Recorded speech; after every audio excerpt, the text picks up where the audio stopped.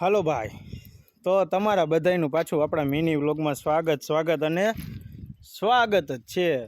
તો તમને કહી દઉં કે આજે આપણે શ્રાવણ મહિનાનો સોમવાર અને શ્રાવણ મહિનો ચાલુ થઈ જ ગયો. તમને બધાને ખબર જ છે જ પહેલો સોમવાર છે. તો આજે આપણે આવી ગયા હતા રામાપીરના મંદિરે. તો છોકરા જમાડવાના હતા. તો આપણો આખો વિડીયો જોઈજો.